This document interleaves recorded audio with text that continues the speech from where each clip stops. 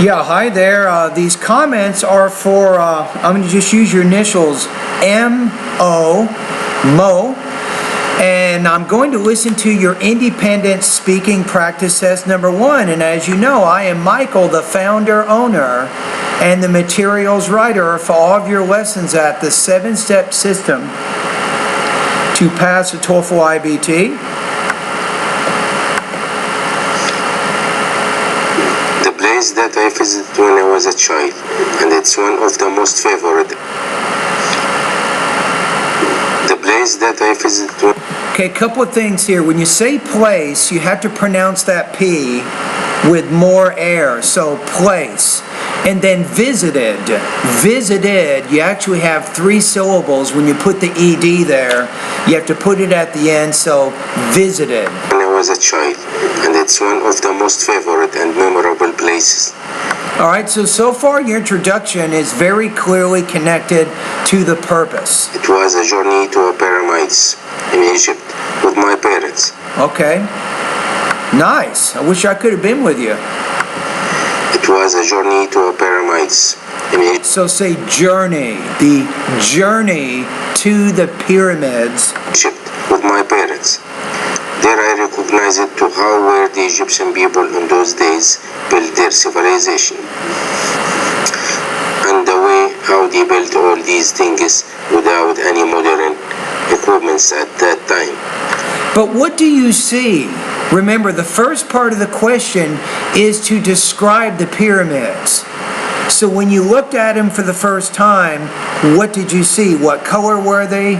How tall were they? Were there any certain designs on the structures? Another amazing thing of that visit is the graves, the way they buried their deaths.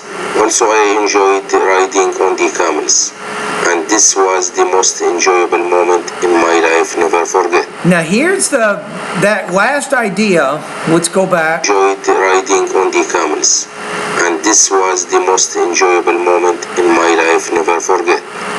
There, but you got to talk more about that. So I don't think you've really adequately answered this question. So your strategy, first of all, says, you might say, I remember when I was a child when I visited the Egyptian pyramids, and then you take 15 or 20 seconds to actually describe the pyramids. And then after you've described them, Mo, then you can talk about riding the camel, because it does say, what is your favorite memory while visiting that place? So you can talk about riding the camels. Maybe 15 or 20 seconds you can spend doing that. So based on your response, I'm going to give you a score right now. Okay, so looking at the rubrics, the highest score you can get is 4.0. The lowest you can get is 1. I'm going to put you a little bit below 2 here. I'm going to put you at 1.83 out of 4, or 14 points out of 30. The main thing is you have very basic ideas in terms of the 2 parts of the response. When you talked about the pyramids, you really did not adequately describe them. And then when you talked about your favorite memory, you talked about riding camels, but you didn't really develop that idea at all.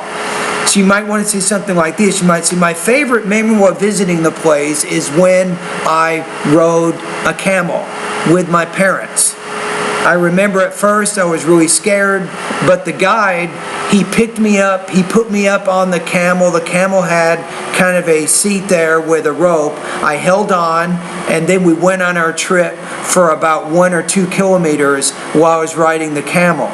So you actually have to take some time to describe that if you want to score higher. So remember, I'm trying to see what kind of vocabulary you can use and how you can answer these types of questions.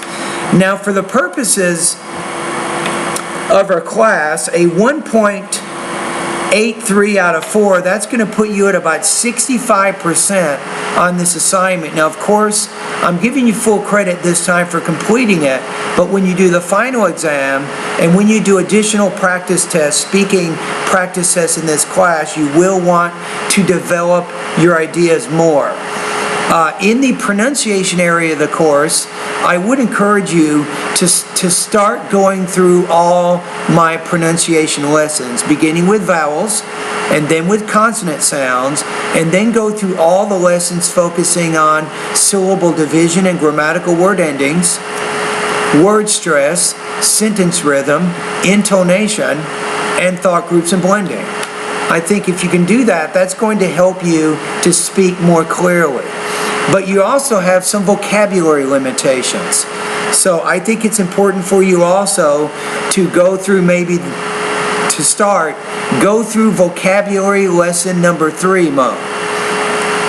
And that'll introduce you to 200 basic words in English, and then from there, you can begin improving your vocabulary.